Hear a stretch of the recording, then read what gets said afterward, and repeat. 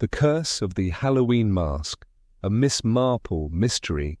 Dear listeners, welcome to Hidden Clue. I'm Jane, your host, and I'm thrilled to have you here for another captivating tale. Before we dive in, I'd love to know, where are you listening from tonight?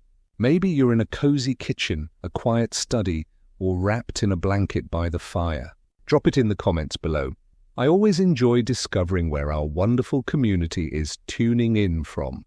If you enjoy these cozy mysteries, don't forget to subscribe, like the video, and ring the bell so you never miss another evening in St. Mary Mead. Now, let's get cozy and start tonight's story.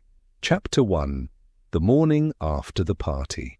The bell above the tea room door gave a soft jingle as the first of the villagers trickled in that morning. The air carried the smell of toasted bread and marmalade, and the low hum of conversation filled the room before the clock had struck 9.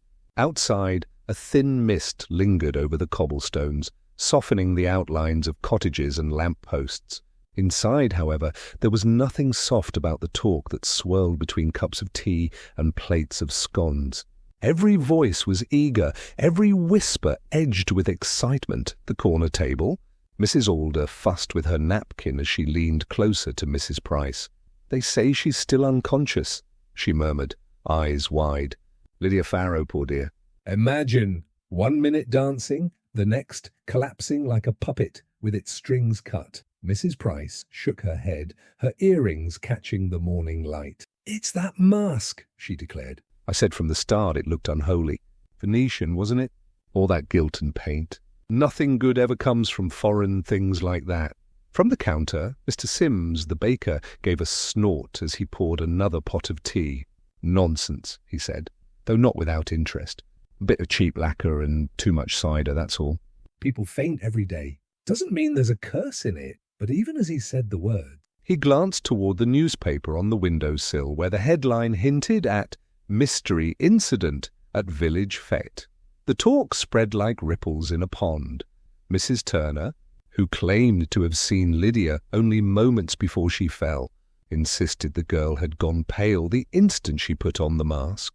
White as milk she was, eyes rolled back like she'd seen the devil himself. Others countered that Lydia had always been delicate, too fond of late nights and romantic notions. Still, the idea of a curse, spoken in half-joking tones, took hold. It was, after all, Halloween. At a small table near the fireplace, Miss Marple sat with her knitting needles poised in quiet rhythm. Her tea grew cold as she listened, eyes lowered, but mind alert. She never interrupted the chatter. She let it flow around her like a stream, carrying little clues and fragments upon its current. People rarely notice what they reveal when gossiping. The smallest detail, a misplaced word, a gesture, a tone, could be more telling than a confession. She heard that Mrs. Pennington had locked the mask in her shop's cabinet, unwilling to so much as look at it. She heard that Lydia's maid had been the one to find her, screaming loud enough to wake half the village. She even heard that the vicar himself had muttered something about tempting dark forces, though Miss Marple suspected he had simply been trying to sound grave. When the talk reached her table, Mrs. Alder turned eagerly. "You were at the fête, weren't you, Miss Marple? Did you see anything strange?" The old lady smiled faintly, setting her knitting aside. "Oh, my dear, one sees many strange things at village fêtes, mostly in the way people behave when they think no one's observing." There was a twinkle in her eye, mild but pointed enough to draw a few nervous laughs. Mr. Sims refilled her cup. "You don't believe in curses, then?" he asked. Miss Marple took a slow sip before answering. "Belief, Mr. Sims, is a curious thing. I believe that people are very often frightened by what they do not understand. And fear, as I've observed, can make even the most sensible among us act quite foolishly." Her words hung in the air like smoke, and for a moment the room fell into an uneasy silence. Then Mrs. Price let out a small sigh. "Well, I still say that mask had a wicked look about it," the conversation resumed, softer now as though her remark had been a closing note. Outside, the mist had begun to lift, revealing the neat rooftops and the quiet lane that led toward Mrs. Pennington's antique shop. Through the window, Miss Marple could just make out the shape of someone lingering near the door, a slim figure in a dark coat, glancing over their shoulder before slipping inside. She watched for a moment, then gathered her knitting and rose. "I think," she said mildly to no one in particular, "I shall pay Mrs. Pennington a little visit. It seems an excellent morning for errands." Her departure was unhurried, her step as gentle as ever. Yet, beneath her calm expression, her mind was already turning over what she'd heard. The timing, the mask, the peculiar fainting outside. The autumn air carried a faint chill, and the leaves skittered across the path as if hurrying to keep up. Miss Marple walked slowly, her eyes taking in the ordinary beauty of the morning. In St. Mary Mead, danger never arrived with thunder or fanfare. It came quietly, wrapped in small talk and smiles, hidden in plain sight. And if there was one thing she'd learned over the years, it was this: it's never the loudest voice that knows the truth. It's the one quietly knitting in the corner. The bell above the antique shop door chimed softly as Miss Marple stepped inside.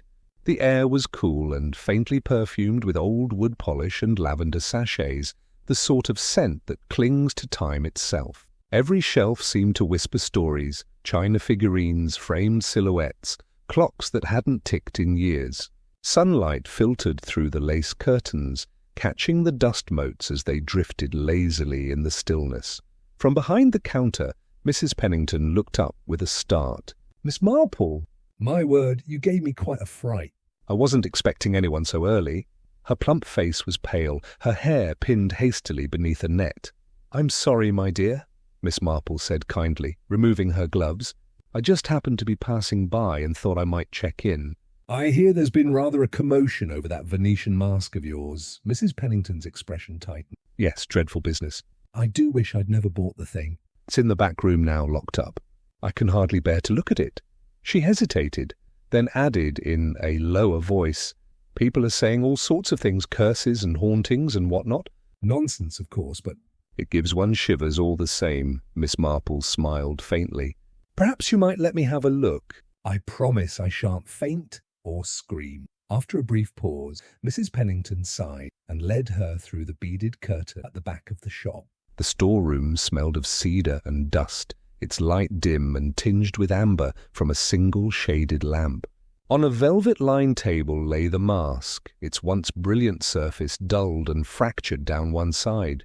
The delicate gold leaf still shimmered faintly along the edges, but a hairline crack ran from the temple to the jaw, splitting the painted face almost in two. "There it is," Mrs. Pennington murmured, folding her arms. "Wicked-looking thing, isn't it?" "I bought it off a travelling dealer, one of those fellows who passes through every few months with a van full of oddments. He called himself Mr. Gray, though I doubt that was his real name. Said the mask came from a London estate sale." Miss Marple bent closer, adjusting her spectacles. "You didn't happen to notice a label or mark, perhaps a name written inside?" Mrs. Pennington shook her head. "No, just that crack. It wasn't there when I bought it, mind you. Perfect condition it was. Then after the fête," she trailed off, shivering slightly. "I don't know how it happened." Miss Marple leaned over the table, her attention fixed on the eye holes. A faint residue dusted the edges, a fine, pale powder that caught the light. She touched it delicately with the tip of her gloved finger and frowned. "Curious," she said softly. "This isn't ordinary dust. More like talc or perhaps something chemical." Mrs. Pennington peered closer. "You think someone tampered with it?"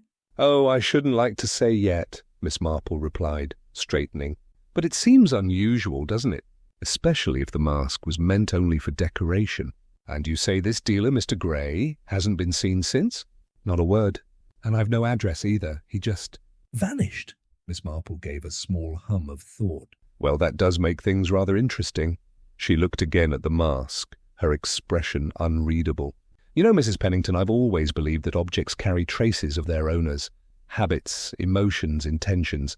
This one seems to have collected rather a lot." The shopkeeper swallowed hard. "I wish I'd never touched it." Miss Marple smiled gently. "Oh, I think it's quite safe now. Besides, a mask may hide a face, but sometimes it hides intent. And intent, once revealed, is rarely as frightening as people imagine." Mrs. Pennington managed a shaky laugh. You do make everything sound so simple." "Not simple, my dear," Miss Marple said, slipping her gloves back on. "Just human." As she stepped back into the cool morning light, the village bells began to toll the hour. The air smelled of wood smoke and fallen leaves, and somewhere down the lane a cart rattled past. Miss Marple paused for a moment outside the shop, glancing at the closed window where the mask lay hidden within.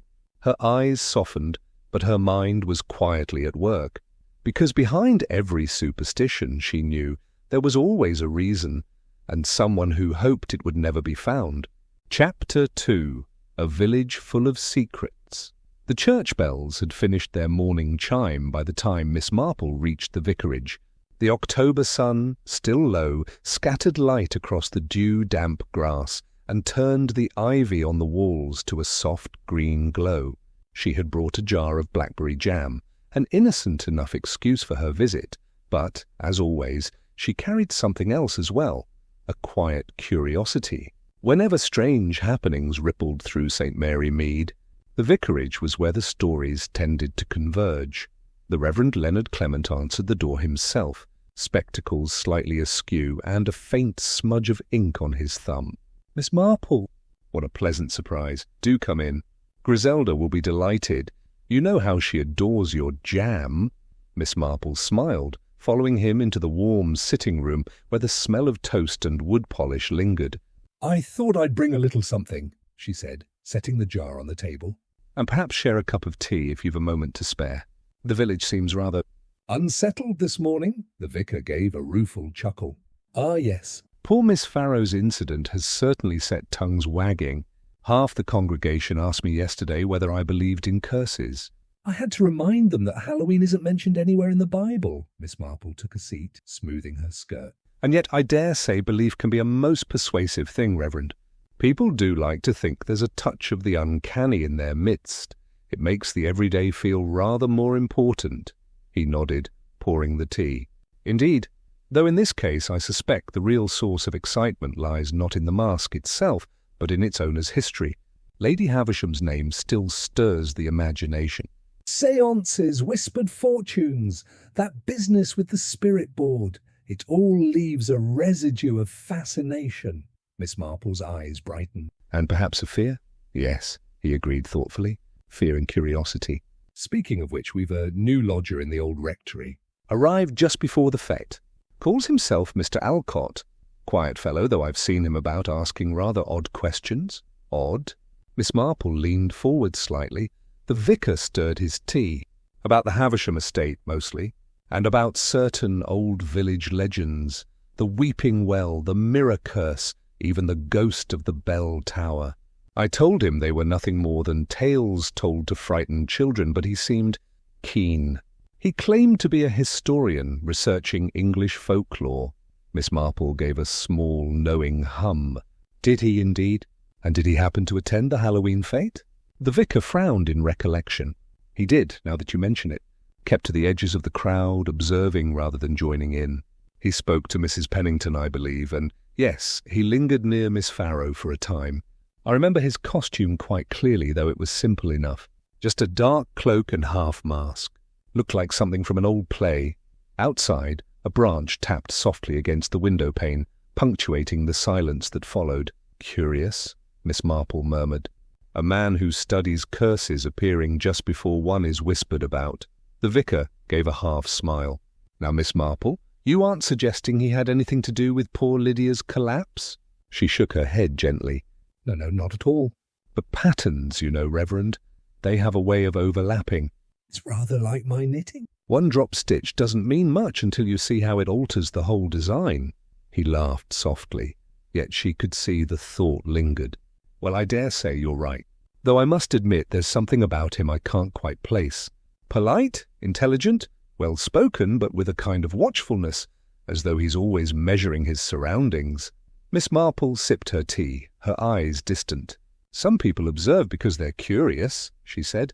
Others because they're cautious. The difference can be difficult to spot.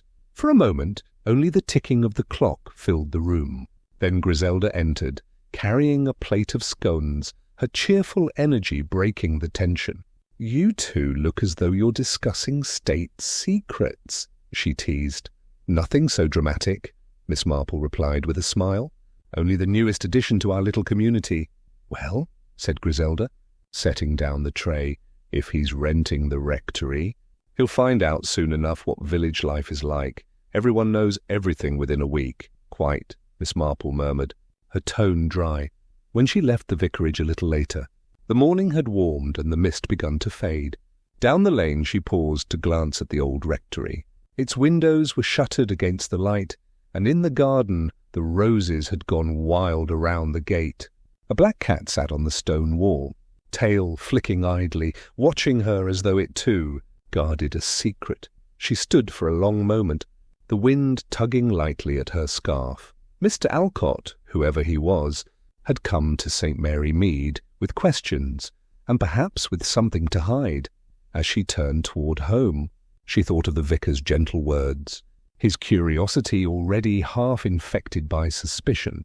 Curiosity, she mused, could be a charming habit, or the first step into darkness. The next morning dawned pale and windless, the kind of morning when sound seemed to travel farther than usual. The faint clang of the milkman's bottles echoed down the lane as Miss Marple made her way once again to Mrs. Pennington's shop.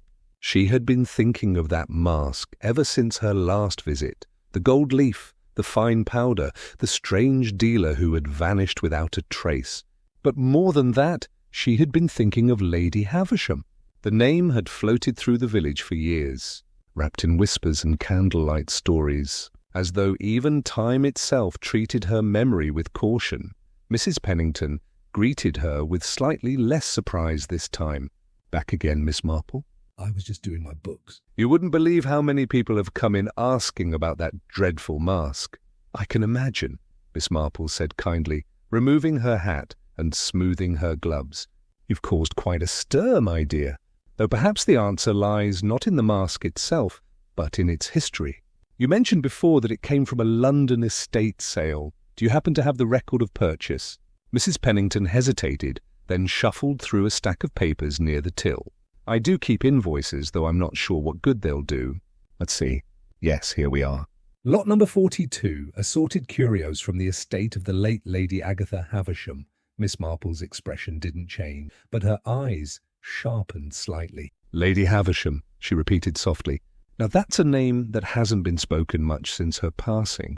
I remember her, tall woman, always wore black, had a fondness for exotic trinkets and spiritual fancies. The villagers used to say her house was full of ghosts, though I suspect it was merely full of secrets." Mrs. Pennington looked intrigued despite herself. "You knew her?" "Only by sight and reputation. I once attended a charity luncheon where she read tea leaves for the guests. She was quite serious about it too. Claimed she'd been touched by the beyond. Of course, I don't think the beyond had anything to do with her knack for reading people's expressions." The shopkeeper chuckled uneasily. "I remember hearing she held séances. Some said she could summon spirits." Miss Marple examined the invoice again, her finger tracing the faint blue ink. "People do enjoy a bit of drama, especially in quiet places. But even a séance, I think, reveals more of the living than the dead." She looked up. "Do you recall any other items from this sale?" "Oh, a few odd things," Mrs. Pennington said, rifling through her notes. "A mirror with a crack across the glass, a pair of old opera gloves and, oh yes, a velvet pouch filled with cards, the sort used for fortune-telling. All quite harmless, really." "Except the mask," Miss Marple murmured. "That one stood out." "It did," Mrs. Pennington admitted. "Even before I bought it, the auctioneer mentioned it had been displayed in Lady Havisham's séance room. He laughed, said it frightened the servants. They used to say she wore it during her experiments, whatever those were." Miss Marple's gaze drifted to the shop window where sunlight shimmered faintly against the glass. Perhaps it frightened them because it reflected what they feared most, the unknown. "Fear has a remarkable way of leaving a stain on things," Mrs. Pennington frowned. "Oh, you mean you think it's cursed?" "Oh, not cursed," Miss Marple said with a small smile. "But perhaps charged, with memory, with intention. Sometimes objects outlive the emotions that created them. A wedding ring, a letter, a mask, each can hold something of the past. And the past never dies in a village like St. Mary Mead. It merely waits for Halloween. The words hung in the air, soft yet unsettling. Mrs. Pennington shivered and drew her shawl closer. "Well," she said, after a moment, "if it were up to me, I'd bury the wretched thing and be done with it." Miss Marple replaced the invoice on the counter. "I wouldn't advise." Buried things have a way of resurfacing. Better, I think, to bring them into the light. She left the shop soon after, stepping into the pale sun that had just begun to warm the cobblestones. Behind her, the bell jingled faintly and the door shut with a sigh. She walked slowly down the lane, thinking not of ghosts, but of people, their fears, their vanities, their secrets wrapped in ceremony and lace. Somewhere among those tangled memories lay the truth, and Miss Marple, as always, intended to find it. Chapter 3. Strange Happenings. The village of St. Mary Mead woke to a stillness that was not peace, but pause, the kind of hush that lingers when everyone is listening for the next piece of gossip to fall. The Halloween party had ended 2 nights ago, yet the echoes of it refused to fade. Lydia Harper remained confined to her bed, weak and pale, though the doctor said she'd soon recover. But that morning the talk began again, rippling through the tea-room like wind across the pond. It started with Peter Collins. The boy couldn't have been more than 16, tall and freckled, with a bicycle that rattled whenever he pedalled down the lane. He burst into Mrs. Finch's tea-room just after 10, his face flushed from the chill. "I saw her," he blurted, standing in the doorway. "Miss Lydia, down by the orchard." The chatter fell away like the sound cut from a wireless. "Saw who, dear?" asked Mrs. Finch, wiping her hands on her apron. "Lydia Harper," he repeated, his voice shaking. She was walking by the fence, wearing that mask again. A spoon clinked sharply against a saucer. Old Mr. Clegg, who never believed anything he hadn't seen himself, gave a doubtful grunt.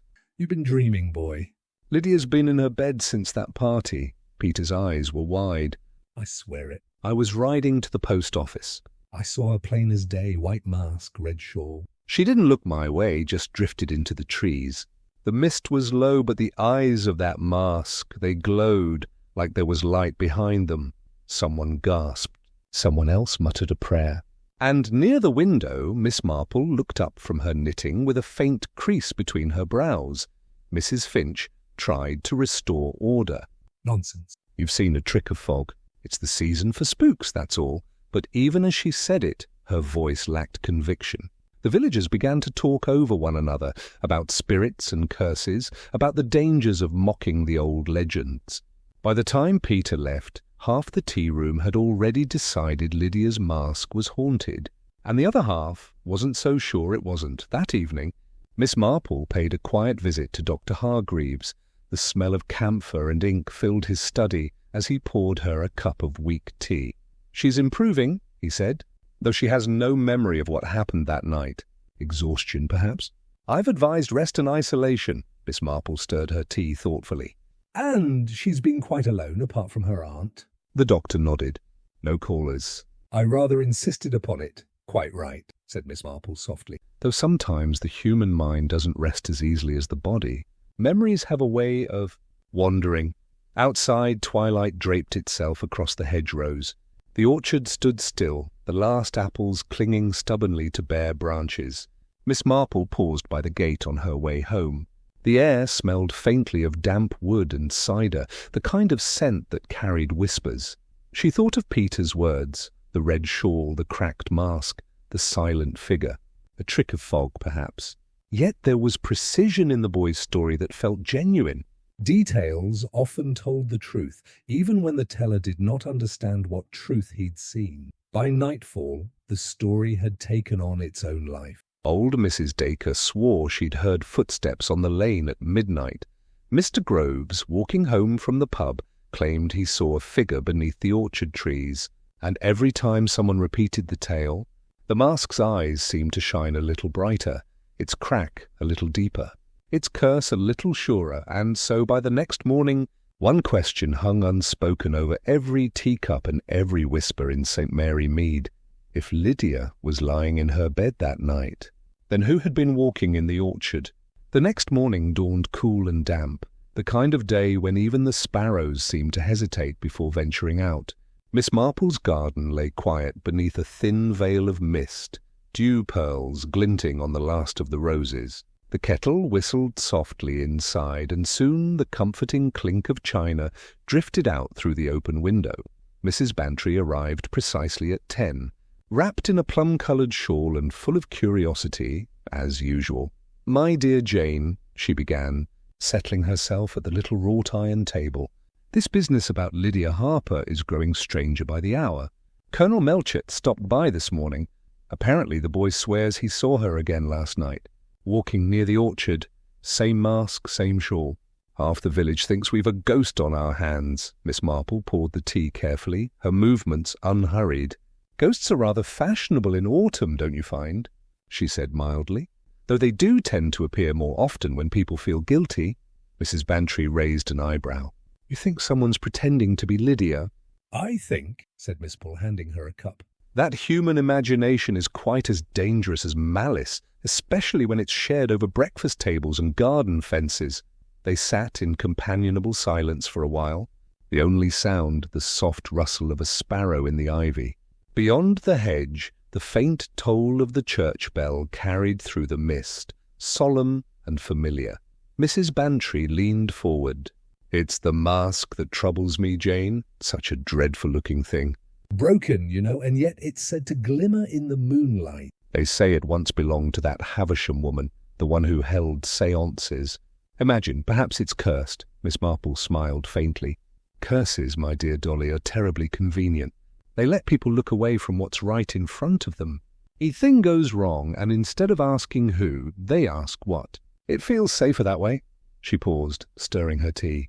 "But you and I have seen enough of life to know that most curses come from people, not spirit." Mrs. Bantry gave a little shiver, half from the chill, half from the thought. "You always manage to make the ordinary sound far more alarming." "Ordinary things are the most alarming," Miss Marple replied, gently. "They're the things no one notices." For a moment, they watched a robin hop along the edge of the garden path. The mist was beginning to lift, revealing the neat rows of marigolds and lavender. It was a comforting sight, the sort that seemed to hold the world steady when rumours made it tremble. "Still," said Mrs. Bantry thoughtfully, "I can't help feeling something dreadful will come of this. The villagers are quite on edge. Poor Lydia will be beside herself when she hears what's being said." "Perhaps that is exactly what someone wants," Miss Marple murmured. "When fear enters a village, truth is easily mislaid." "A lie only needs a little imagination to take root." Mrs. Bantry looked at her over the rim of her cup. "You think someone's using this nonsense deliberately?" Miss Marple's eyes twinkled. "I think it's best never to underestimate a person's motives, especially when they stand to gain from confusion.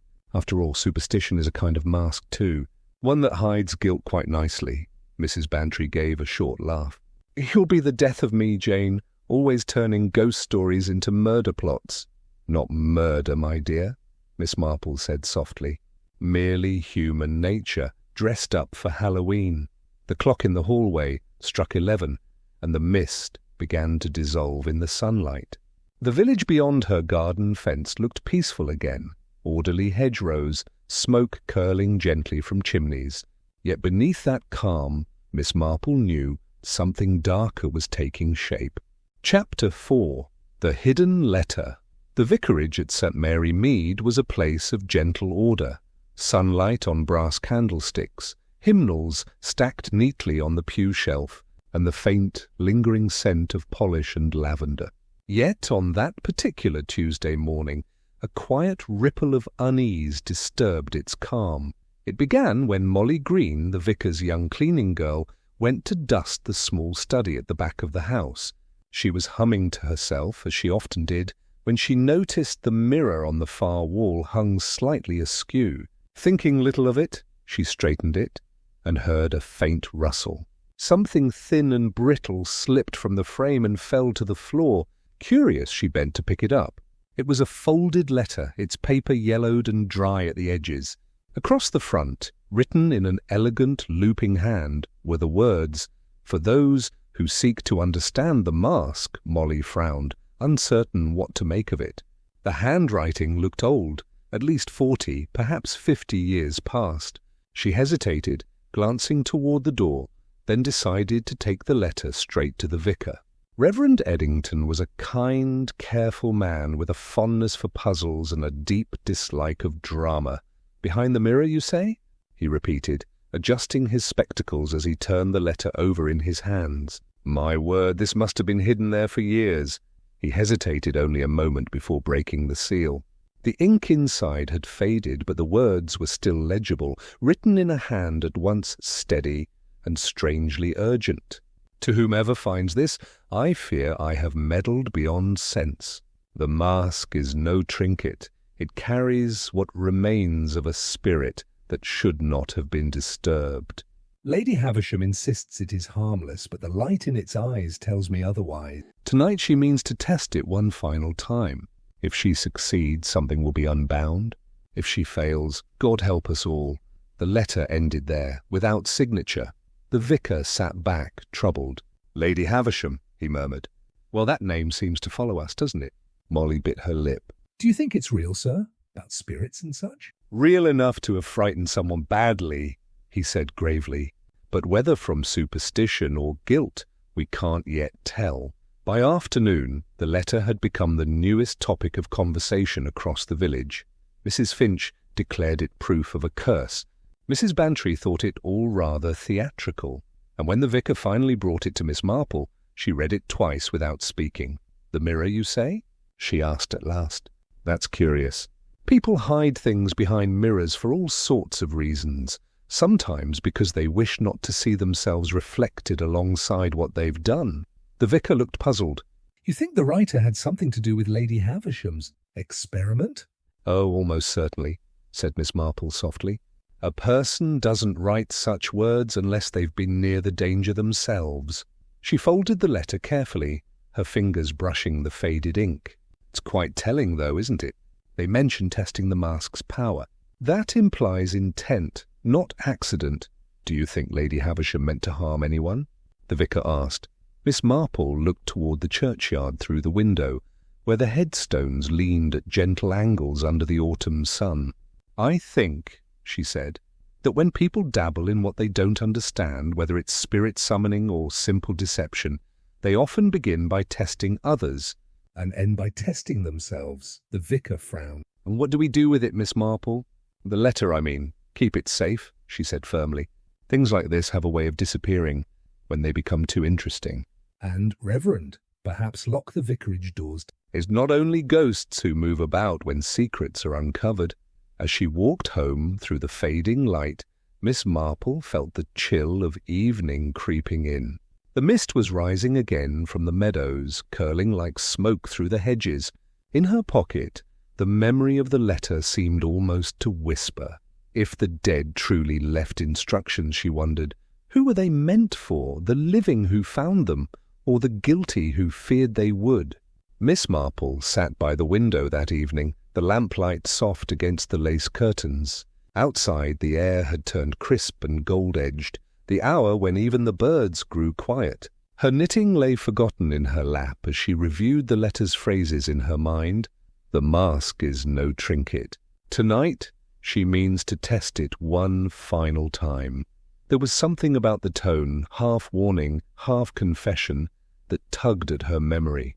Lady Havisham had died nearly 20 years ago, leaving behind a crumbling estate, a scattering of curiosities, and a reputation for eccentricity.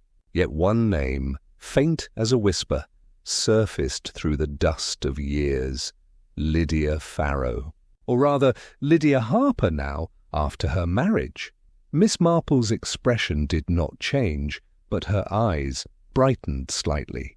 So the Lydia of the Halloween party was none other than Lady Havisham's niece, the same niece who had rather suddenly come into possession of what remained of the family holdings. The connection was too precise to ignore. She reached for her notebook, the small leather one she kept tucked beside the telephone. A few neat lines appeared in her hand, Lady Havisham. Seances, experiments. Mask letter mentions testing the mask's power. Lydia inherits estate, plus belongings. Mask surfaces at Mrs. Pennington's shop. Collapse at party. Consequence, or warning. She tapped the pencil thoughtfully.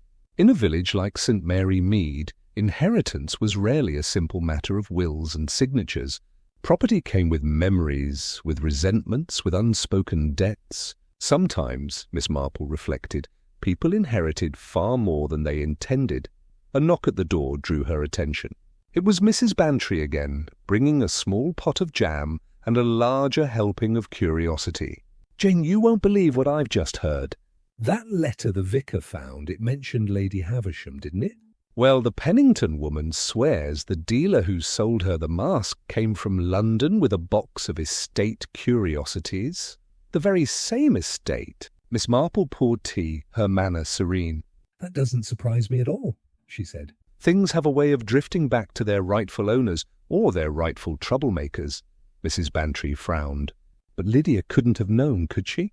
She's been living quietly for years. Quietly, yes, Miss Marple said.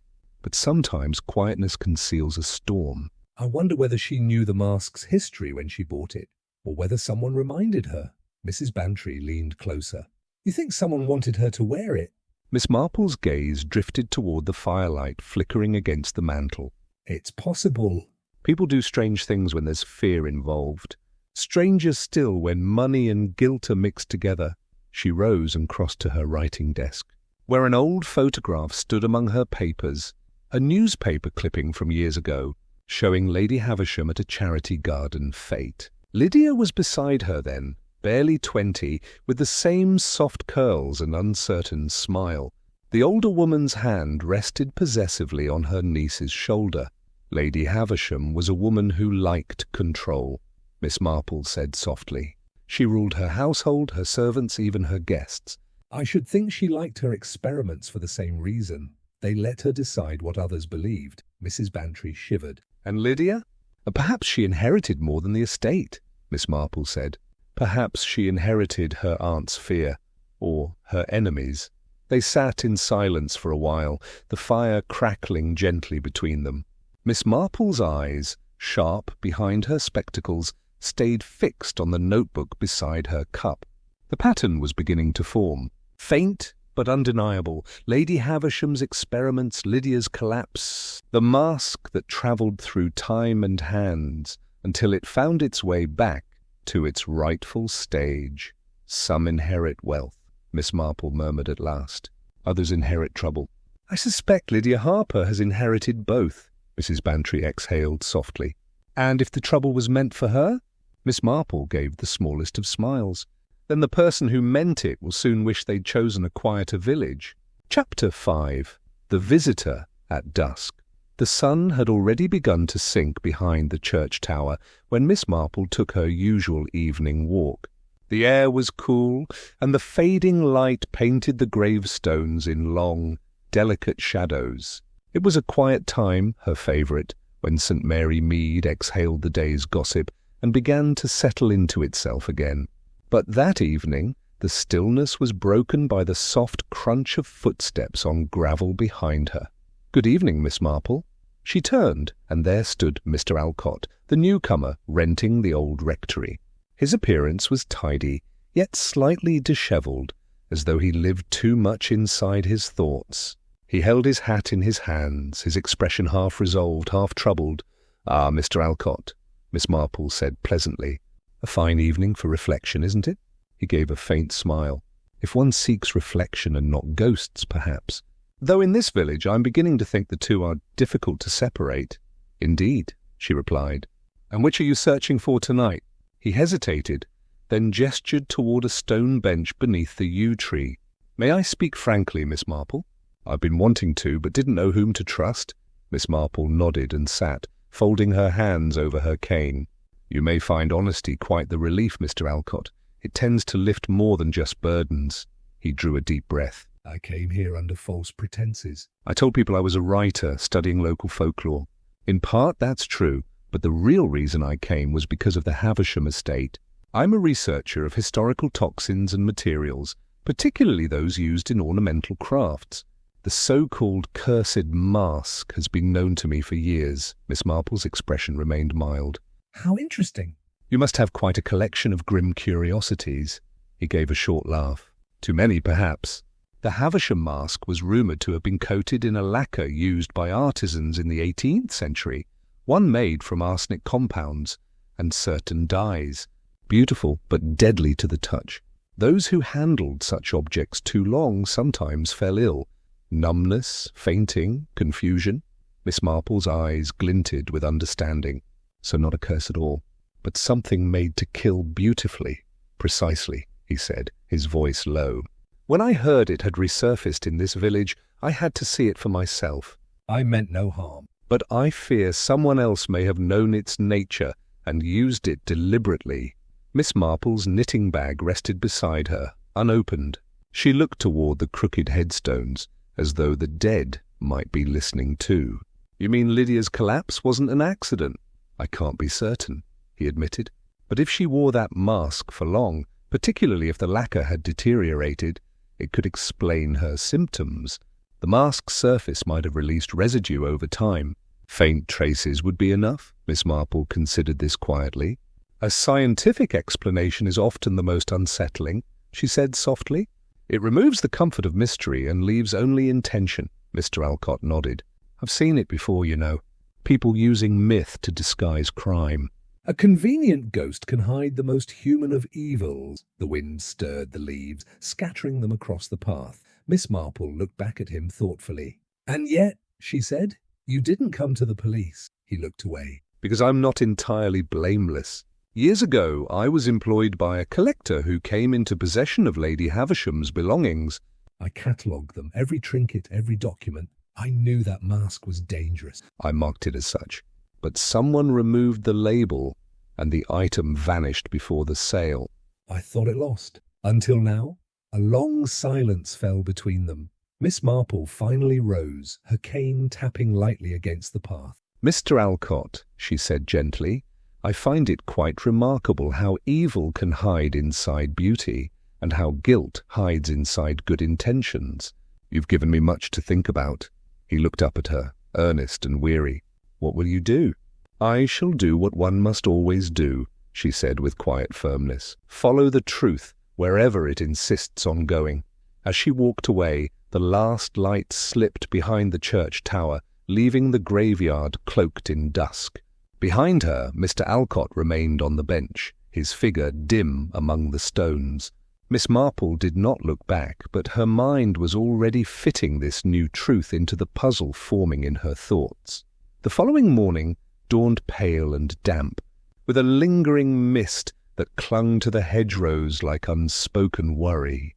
Miss Marple walked up the short gravel path to Dr. Haydock's surgery, her sensible shoes crunching softly on the stones.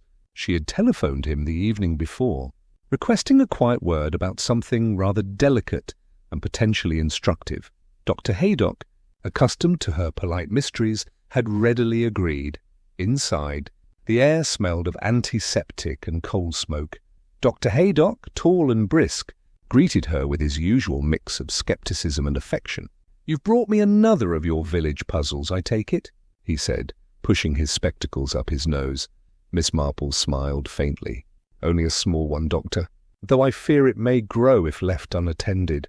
She opened a small envelope and placed it on his desk. This powder was found near the eye holes of a broken mask. I believe you'll find it rather curious, Dr. Haydock frowned, tilting the packet toward the light. Good heavens, Jane, what sort of relic have you been tampering with now? Not tampering, she corrected gently. Observing. He chuckled and moved to the adjoining room, where glass instruments gleamed under a high window. Very well, he said, rolling up his sleeves. Let's see what your curiosity has uncovered. For the next half hour, Miss Marple sat quietly by the window, listening to the faint hiss of a burner and the rhythmic tapping of glass. The sound reminded her of a clock counting down to something inevitable. Finally, Dr. Haydock returned, holding a small slide between his fingers. It's not dust, he said gravely. It's a composite of two things. An old-fashioned decorative powder, yes, but also traces of something far more troubling. Miss Marple looked up, her blue eyes calm. Go on.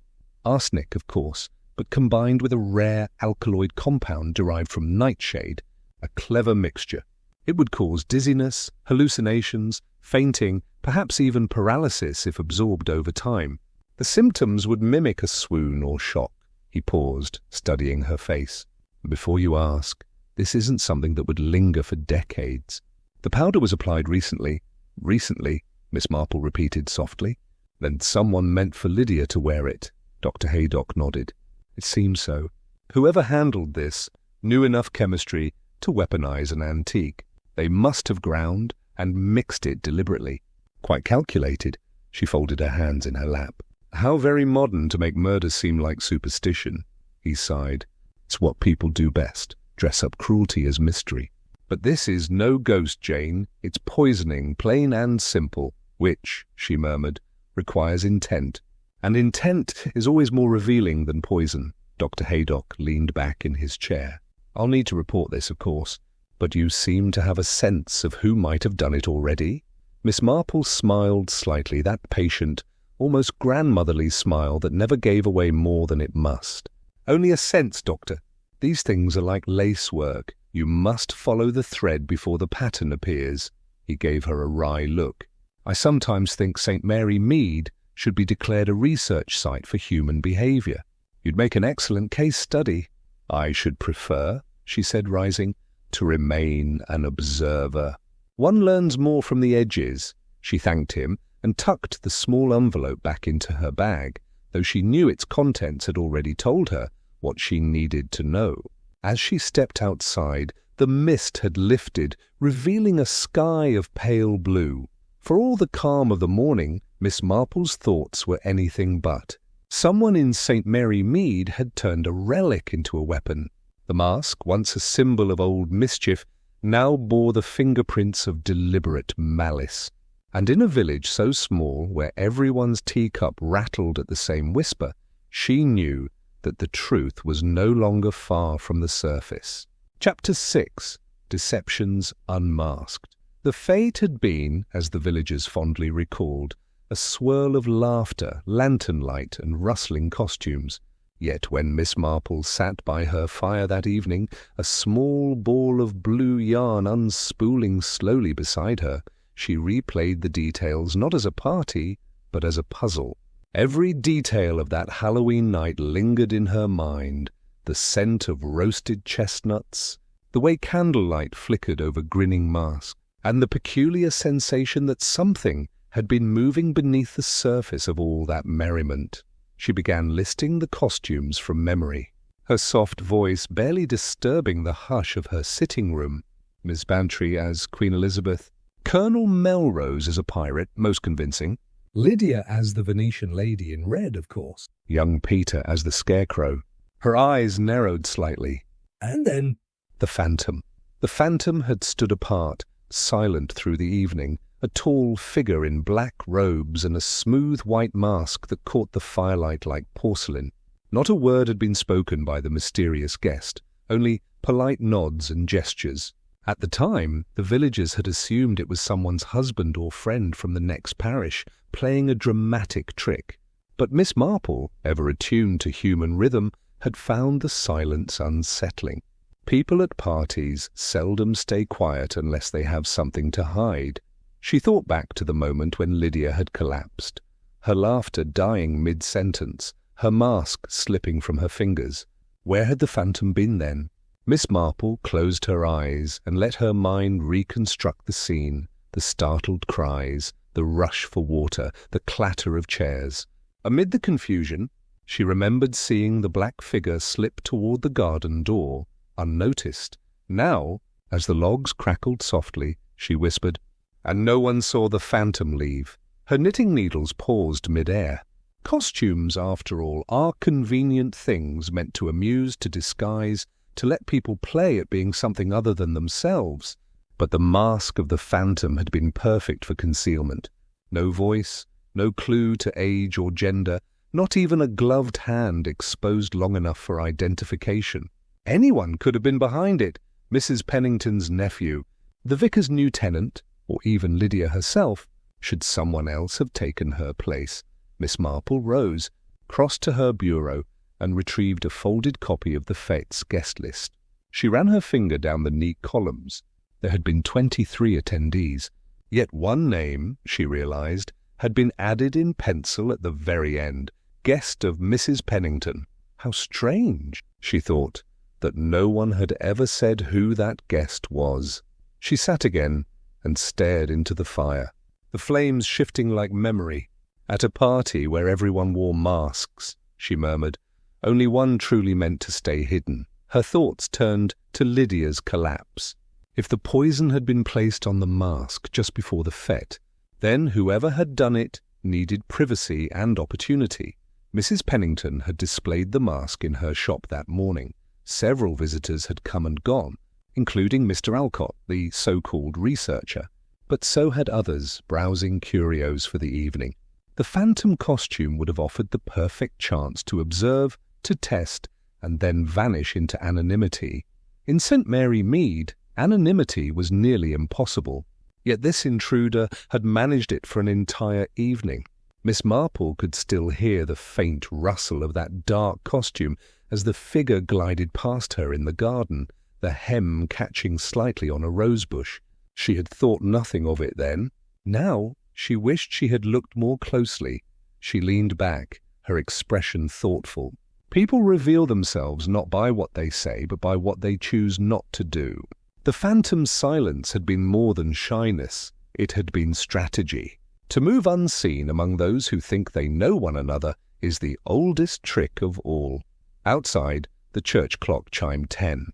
Miss Marple smiled faintly, setting aside her knitting. "It seems," she whispered, "that the mask itself wasn't the only thing cursed. Perhaps the party was too, by pretense." And as she extinguished the lamp, a single phrase lingered in her mind. The phantom had come to watch, not to dance. And watching, after all, can be just another way to act unseen. The next morning, the bell above Mrs. Pennington's antique shop jingled softly as Miss Marple stepped inside. The air smelled of lavender polish and old paper, with faint sunbeams drifting through lace curtains, catching on the glass domes and trinkets that filled the shelves. Mrs. Pennington looked up from her ledger, her expression brightening. "Miss Marple, you've caught me in the middle of dusting the curios." "I swear they breed when my back is turned," Miss Marple smiled, removing her gloves. "You keep them far too well, my dear. A little dust gives character. But I've come to ask, if I may, about the night of the fête." At the mention, Mrs. Pennington's hand froze on her feather duster. "Oh, that dreadful bit. Poor Lydia. I still can't make sense of it." "Have you heard anything from Dr. Haydock?" "Only that she's improving," Miss Marple replied gently. "But her recovery has raised some questions," Mrs. Pennington sighed. "Questions. This village could fill a library with them. Still, I suppose we must talk about it. I've gone over it 100 times myself." She came in that morning, all bright-eyed, wanting to borrow the Venetian mask. Said she wanted to look mysterious. The woman gave a small, rueful smile.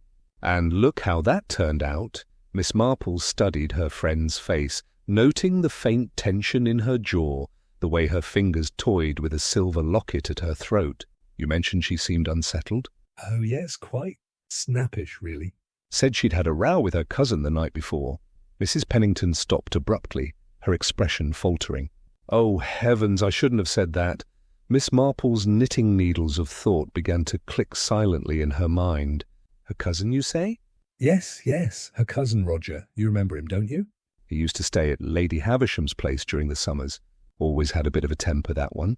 Miss Marple's tone remained mild. "But I was under the impression, my dear, that Mr. Roger Havisham passed away some months ago." Mrs. Pennington blinked rapidly, colour rising to her cheeks. "Well, yes, of course." "That's what they said. Heart failure, wasn't it?" "But Lydia told me, oh dear, that she'd seen him that very week. They'd quarrelled about the inheritance or something of the sort. She was pale as milk when she said it. The room seemed to still around them. The clock on the mantel ticked, marking each word that followed. Miss Marple tilted her head. "And you believed her?" Mrs. Pennington pressed her hands together. "I didn't know what to believe. Lydia wasn't the sort to tell tales." But she looked frightened. said he'd accused her of stealing something from the estate. I thought perhaps she meant in a dream, or that she'd seen someone who resembled him. She laughed nervously. It sounds quite mad when you say it aloud. Many things do, Miss Marple said softly. Especially when they happen in the dark. Mrs. Pennington gave a shaky sigh.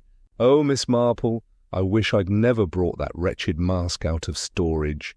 Ever since it came back from Lady Havisham's house, there's been a feeling about it.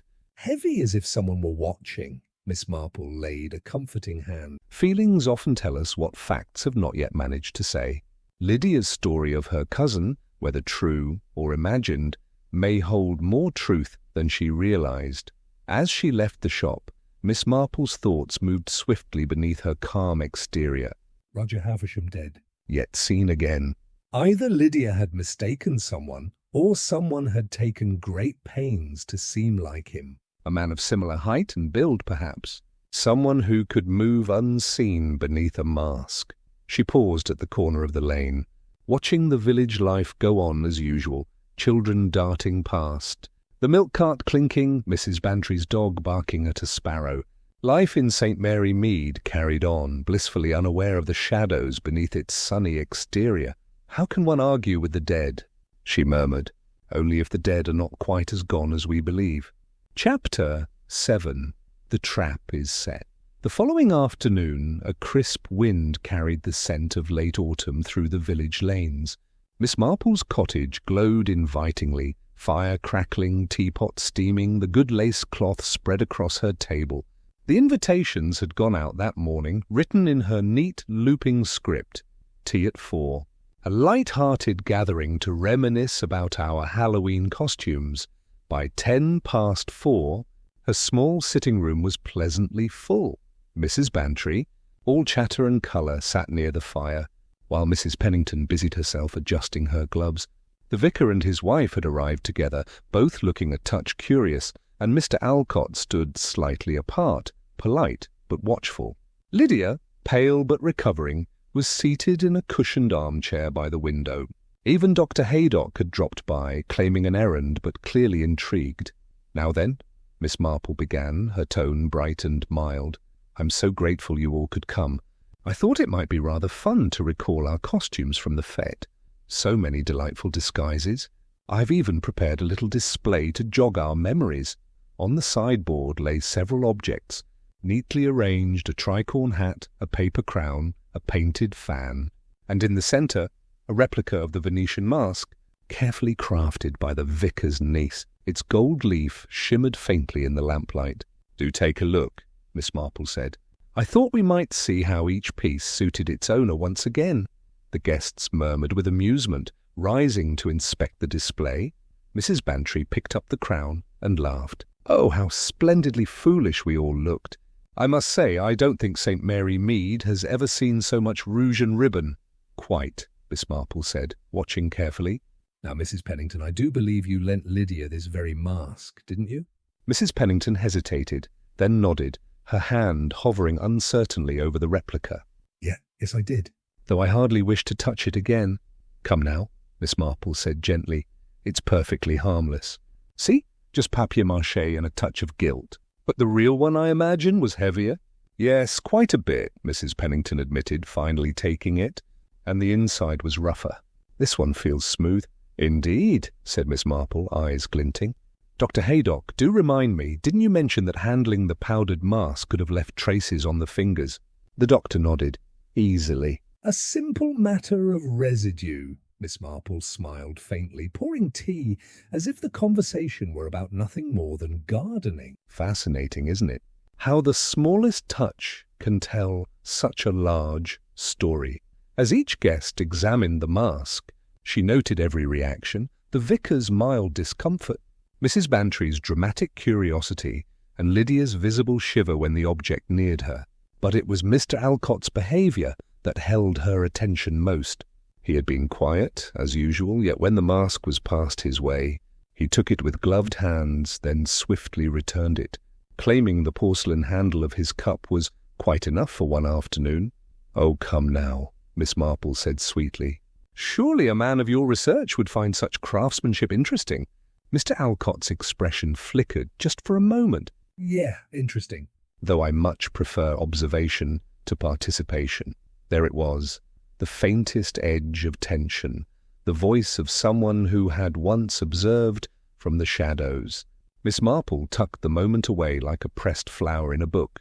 The conversation flowed on, pleasant and ordinary. But beneath the polite laughter and the clinking of teaspoons, the trap had quietly sprung. Every person in that room had now left a trace on the replica mask, just as they had on the real one. Dr. Haydock, having been briefed earlier, would take the replica afterward to test for traces of the same compound.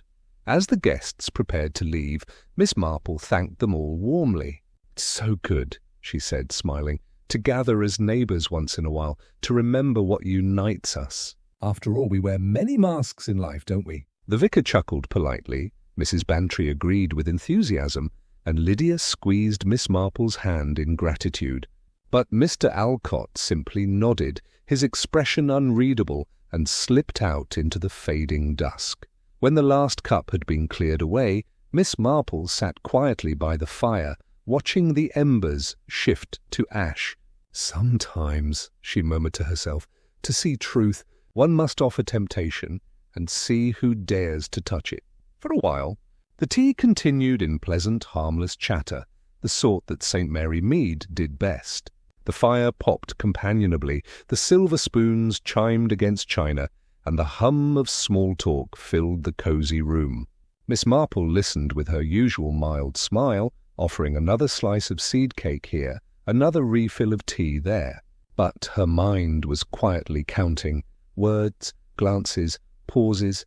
Mrs. Pennington, seated closest to the display, had been uncharacteristically quiet. Her hands toyed with the napkin in her lap, her gaze darting once or twice toward the replica mask. When Miss Marple gently encouraged her to take another look, "Just for curiosity's sake, my dear. One likes to see how the light plays on it." Mrs. Pennington hesitated. "Oh, I don't know that I could," she murmured faintly. Ever since that dreadful night, why, I can hardly bear to think of it, much less touch it. But Miss Marple only smiled. Nonsense. "You've dealt with far grimmer antiques in your shop, haven't you?" The challenge, softly spoken, had its intended effect. Mrs. Pennington drew a deep, shaky breath and reached out. Her fingers brushed the golden surface. For a heartbeat, all was still. Then came a low gasp, and the woman sagged backward in her chair, her teacup shattering on the hearth. The room erupted in cries of alarm. Mrs. Bantry leapt to her feet. The vicar's wife fanned the fainting woman with a napkin, and Dr. Haydock hurried forward, his medical instincts roused. "Give her air," he ordered. "Jane, fetch some water." Miss Marple rose, calm amid the flurry, and moved to the sideboard. But she did not fetch water. "Instead," she observed, Mrs. Pennington's left hand fluttered weakly at her chest, her face a picture of distress, yet her right hand rested perfectly still on the armrest. Steady as stone, Miss Marple's eyes narrowed ever so slightly. "Ah," she thought. "There it is." By the time Dr. Haydock declared Mrs. Pennington recovering nicely, the drama had subsided. The guests murmured reassurances, the tension in the room dissolving into relieved laughter. But Miss Marple saw what others did not. The careful flicker in Mrs. Pennington's eyes as she realized her fainting act had been too convincing. "Too timely. Such a fright," Mrs. Pennington said weakly, pressing a handkerchief to her lips. I thought it was the real one." "The sight of it quite overcame me." Miss Marple gave her a kind smile, pouring a small glass of water. "Quite understandable, my dear. Yet how steady your hand remains now. Such remarkable control after a swoon." Mrs. Pennington blinked, the faintest tremor passing through her composure. "Well, one does what one can."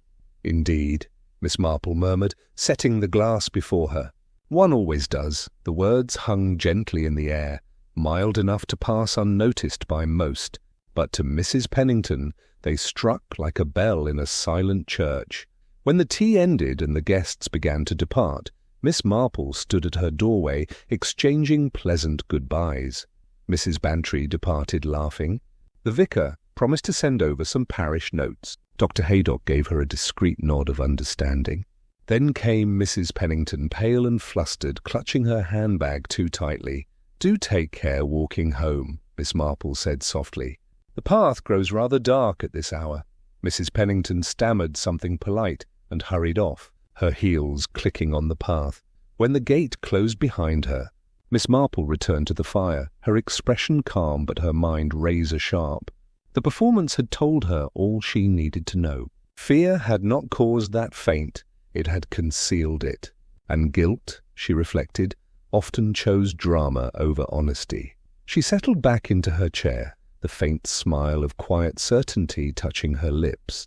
"A mask slipped," she murmured to the empty room, "but not the one made of porcelain." Chapter 8. The Truth Beneath the Mask. The next afternoon, the drawing-room at Miss Marple's cottage was filled once again, but this time there was no tea-tray, no idle chatter, and no pretence of social nicety. The curtains were half drawn against the pale October light, and the fire burned low, its glow throwing long, uncertain shadows across the carpet. Mrs. Pennington sat stiffly on the edge of her chair, her gloved hands clasped so tightly that the knuckles showed white. Dr. Haydock leaned against the mantel, expression unreadable. Lydia Farrow stood near the window, her face pale but her eyes steady. The vicar and his wife watched in uneasy silence, and in her usual place by the fire, Miss Marple sat knitting, not hurriedly, not idly, but with that careful, unhurried rhythm that always seemed to accompany her greatest revelations. "My dear Mrs. Pennington," she began kindly, "I hope you'll forgive the little deception yesterday. It was most necessary." "You see, it told me everything I needed to know." Mrs. Pennington's eyes darted up, indignant. "Deception?" "Really, Miss Marple, I hardly see how you could be suspected." Miss Marple finished gently. "No, of course not." "You are known for your good works, your reliability, your careful stewardship of Lady Havisham's estate after her passing. Why, no one could imagine you capable of anything improper." The silence in the room deepened. "But the mask, you see," Miss Marple continued, setting down her knitting, "was altered. Someone applied a lacquer recently, a poisonous one meant to cause frightful symptoms just as they did. Not enough to kill, of course. Just enough to faint, to scream, to call for help. And then," she looked steadily at Mrs. Pennington, "to blame another." Lydia's hand flew to her mouth. "You mean she meant for me to touch it?" Miss Marple nodded. "You were the obvious choice." "As Lady Havisham's heir, you were under great suspicion." "There were whispers, were there not? That you encouraged your aunt's odd experiments, that you hurried her end. A little hysteria, a touch of poison, oh, how easily it could have turned public sympathy against you." Mrs. Pennington rose abruptly. "This is outrageous. You have no proof, none at all." "Ah, but I have," Miss Marple said softly. Dr. Haydock's analysis showed that the lacquer contained a modern chemical, one used in antique restoration varnish, not something a lady of fashion would possess, but rather someone who works with old furniture and ornaments, as you do in your shop. The woman froze. Miss Marple went on, her tone almost apologetic. "You see, the very care with which you polished Lady Havisham's things gave you away. You handled the mask, and later, at tea, your right hand betrayed you. It did not tremble." "A fainting woman's hand never remains so perfectly still." Mrs. Pennington sank back into her chair, her lips parting but no sound emerging. "It wasn't meant to harm," Miss Marple continued, voice quiet but firm. "You only wanted to frighten Lydia, to make her seem unstable. Then, when she withdrew from the inheritance, you might have claimed a portion of the estate, perhaps even Lady Havisham's prized antiques." Tears welled in Mrs. Pennington's eyes, though they seemed born of frustration, not sorrow. "It was never supposed to go so far," she whispered. "That girl, she mocked everything your Lady Havisham cared for. She wanted to sell the relics, scatter the collection. I only wished to remind her, to make her respect what she'd been given." Lydia turned away, stricken. Miss Marple sighed, her knitting lying untouched in her lap. Ah, my dear, greed often hides behind good manners. One convinces oneself it's righteousness, that the end justifies the little deceit. But such things have a way of unmasking themselves sooner or later. For a moment the only sound was the ticking of the mantel clock. Then the vicar spoke softly. "And what shall we do now?" "That," said Miss Marple, "is for the law to decide. But I think we may rest assured that justice, in its quiet way, will see things properly arranged." Mrs. Pennington bowed her head, defeated. Lydia, still shaken, crossed the room and stood near the fire, staring at the faint reflection of the golden mask on the mantel. The air seemed to lift, lighter, clearer, though not yet free of sadness. Miss Marple rose, smoothing her skirt. "If Lady Havisham taught us anything," she said, her eyes glinting softly, "it's that the trappings of mystery, masks, curses, hidden letters, often disguise something very ordinary indeed, a bit of vanity, a touch of envy, and a terrible capacity for self-deception." She took up her knitting again and resumed her quiet work as the others slowly departed, leaving the little cottage once more peaceful. And when the door closed, Miss Marple looked toward the window, where the late sun filtered through lace curtains, and murmured to herself, in the end it was never the mask that was cursed, only the heart behind it. The first true peace in weeks came quietly to St. Mary Mead. No grand announcement marked it, no sudden event, only the soft rhythm of village life returning to itself. The church bell tolled in its usual way, the postman whistled as he made his rounds, and the faint smell of wood smoke curled once again from cottage chimneys. The Halloween fête had become a memory, tucked neatly alongside dozens of other village tales, half-whispered, half-forgotten, and softened by time. At the Blue Finch tea-room, the talk had already turned from poison and curses to plum jam and new curtains for the vicarage. Mrs. Hartley was certain the scandal had been overblown nonsense, and Mrs. Price declared that Lydia Farrow had behaved remarkably well for a young woman of means. Even Mrs. Pennington's name was spoken now, with an air of pity, not condemnation. The villagers preferred to believe she had been misled by grief and ambition rather than malice. In St. Mary Mead, forgiveness was often served with the same quiet efficiency as the afternoon tea. Lydia herself had decided to stay. She spoke with the vicar about restoring Lady Havisham's collection, sensibly, of course, as she said, and she often passed Miss Marple's gate with a wave and a smile. There was something humbler in her now, gentler, as though she had glimpsed the shadows beneath her inheritance and chosen light instead. One evening, as twilight deepened and mist drifted low across the lanes, Miss Marple sat in her garden with her knitting and a cup of tea. The roses had nearly gone, but the marigolds still glowed bravely in their beds, orange and gold against the grey dusk. A lantern hung by the gate, swaying faintly in the wind. Dr. Haydock stopped by, as he often did, and they shared a comfortable silence before he said, "So it's all over then? You've unmasked our culprit, set the village right, and no one's the worse for it?" "Well, almost no one." Miss Marple smiled. "Oh, my dear doctor, peace never comes entirely without scars. But yes, things are mending. They always do, given a little truth and a great deal of tea." He chuckled softly, then after a pause asked, "Do you ever tire of it? These little dramas, these dark corners of human nature?" Miss Marple looked out toward the road, where the lanterns flickered along the cottages. "Not at all. Evil, like beauty, has many disguises. It may wear a mask of charm, or of sorrow, or of reason, but underneath it's quite ordinary, petty jealousies, small vanities, selfish wants. Once you see that, it's much less frightening." The doctor nodded thoughtfully. "You make it sound almost curable." "Perhaps it is," she said, rising slowly to her feet. "Kindness and understanding go a long way, even with wickedness. After all, not every broken thing needs to be thrown away. Sometimes it only needs gentle repair." They walked together to the gate. The evening air smelled of wet leaves and chimney smoke.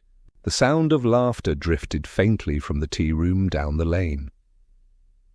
As the doctor tipped his hat and departed, Miss Marple lingered a moment longer beneath the lantern. Its light caught the glint of her knitting needles, and she smiled to herself. A quiet, knowing smile that belonged to someone who had seen the worst of people and still believed the best could prevail. The village slept soundly that night. No footsteps in the orchard, no whispers at the window, only the steady, reassuring rhythm of life beginning anew. And somewhere beyond the hedgerows, the broken mask lay wrapped in paper and string, waiting to be forgotten. Miss Marple, before retiring, set her teacup aside and murmured, "The mask was broken, but peace, thankfully, was not." Then she turned down the lamp, and St. Mary Mead, once more, dreamed in perfect calm. She smiled gently, eyes glimmering with quiet amusement. "Thank you, my dear listener," she murmured, as though speaking to someone across the firelight, "for keeping me company on this curious Halloween night." "Tell me, would you have dared to wear the mask?" The clock chimed softly, the fire sighed, and the village at last slept in peace.